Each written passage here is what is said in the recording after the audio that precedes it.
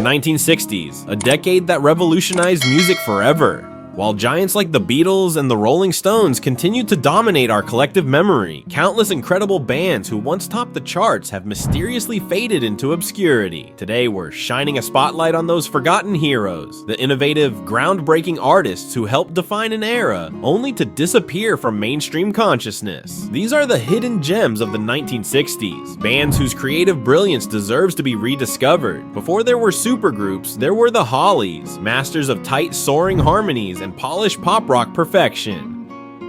Emerging from Manchester in the early 1960s as part of the British invasion, the Hollies crafted some of the most infectious melodies of the decade. Their signature sound featured the remarkable vocals of Alan Clark and Graham Nash, intricate guitar work, and those lush three-part vocal arrangements that became their trademark. Hits like Bus Stop, Carrie Ann, and On a Carousel dominated airwaves, showcasing their ability to blend folk influences with catchy pop sensibilities. Unlike their more flamboyant contemporaries, the Hollies focused more on musical craftsmanship than cultivating rebellious personas. This dedication to their art produced some of the most perfectly constructed pop songs of the era, yet somehow prevented them from achieving the legendary status of bands like the Beatles. If you've never experienced the Baroque pop masterpieces of the left bank, prepare for a musical revelation. Formed in New York City in 1965, these pioneers blended classical instrumentation with pop structures to create something entirely new and captivating. Their sound featured lush string arrangements, harpsichords, and complex harmonies that set them worlds apart from typical rock bands of the time. Their most famous hit, Walk Away Renee, remains one of the most hauntingly beautiful songs of the decade, while Pretty Ballerina showcased their unique ability to merge classical influences with contemporary pop.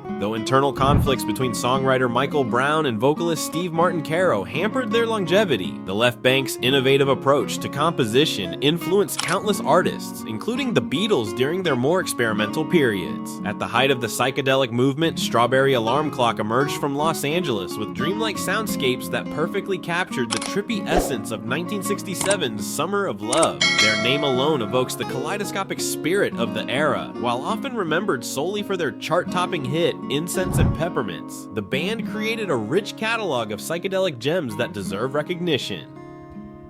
Songs like Tomorrow and Birds in My Tree showcase their experimental edge while maintaining melodic accessibility, a delicate balance that defined the best psychedelic pop of the era. As harder rock gained popularity and the psychedelic wave receded, Strawberry Alarm Clock couldn't maintain their commercial momentum. Nevertheless, their contributions to psychedelic rock remain significant, providing the perfect soundtrack to the counterculture movement of the late 1960s. Few bands embraced the experimental possibilities of the studio quite like the Electric Prunes. Formed in Los Angeles in 1965, they pioneered the use of distortion, reverb, and electronic effects that would help define psychedelic rock. Their landmark hit, I Had Too Much to Dream, Last Night, remains a masterclass in psychedelic production, featuring otherworldly guitar tones and disorienting sound effects that transport listeners into an altered state. Get Me to the World on Time further demonstrated their knack for blending garage rock energy with mind-bending studio techniques. Despite their innovative approach, the Electric Prunes struggled with creative control issues, often clashing with producers over artistic direction. This tension ultimately limited their output, but their groundbreaking experimentation with sound paved the way for countless psychedelic and progressive acts that followed. When you first hear Alex Chilton's impossibly mature vocals on The Letter, it's shocking to learn he was just 16 when he recorded it. The Box Tops, formed in Memphis in 1967, brought a distinctive blue-eyed soul sound to the charts, blending Southern R&B influences with rock and pop sensibilities. Beyond The Letter, songs like Cry Like a Baby and Soul Deep showcased their soulful approach and Chilton's remarkably expressive voice.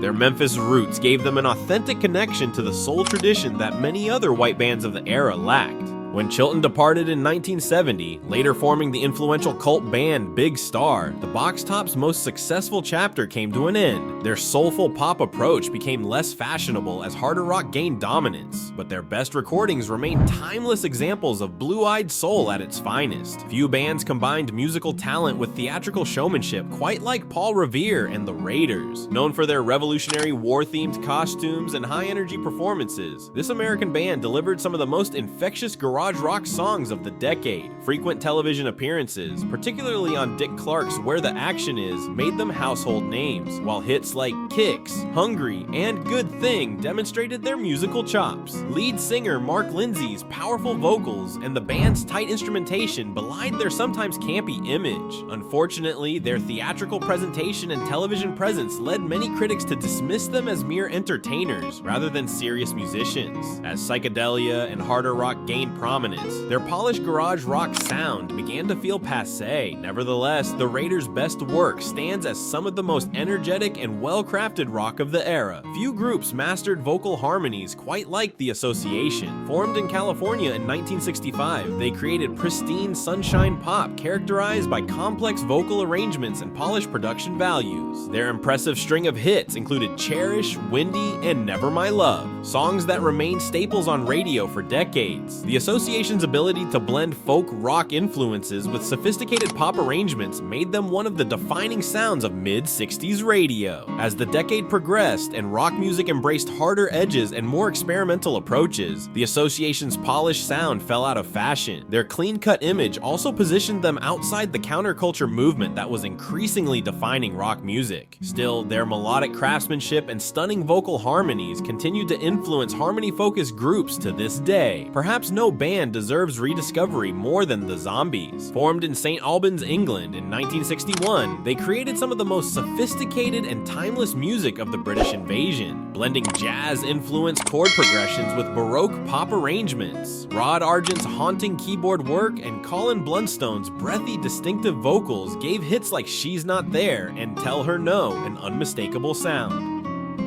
Their masterpiece album Odessey and Oracle, 1968, featuring the hit Time of the Season, is now recognized as one of the greatest albums of the era, though it was released after the band had already disbanded. The Zombies' jazz-influenced approach was perhaps too sophisticated for mainstream pop audiences of the time, and their greatest work received recognition too late to benefit the original lineup. Their 2019 induction into the Rock and Roll Hall of Fame finally acknowledged what music lovers have known for decades. The Zombies created some of the most innovative and enduring music of the 1960s. These bands may not have achieved the lasting fame of the Beatles or the Rolling Stones, but their contributions to rock music were no less significant. They pushed boundaries, pioneered new sounds, and created timeless songs that continue to inspire new generations of musicians. From the Baroque pop of the Left Bank, to the psychedelic experiments of the Electric Prunes, from the blue-eyed soul of the Box Tops, to the jazz-influenced sophistication of the Zombies. These bands represent the incredible diversity and creativity that made the 1960s such a revolutionary decade for music. By rediscovering these hidden gems, we gain a fuller appreciation of this transformative era in musical history. These weren't just one-hit wonders or footnotes. They were innovative artists whose work deserves to be celebrated alongside the acknowledged giants of the era. Their stories remind us that musical brilliance doesn't always translate to lasting fame, but true artistic quality endures regardless. The next time you find yourself reaching for Sgt. Pepper or Sticky Fingers, consider giving Odessey and Oracle or Left Bank 2 a spin instead. You might just discover your new favorite band, hidden in plain sight for over half a century.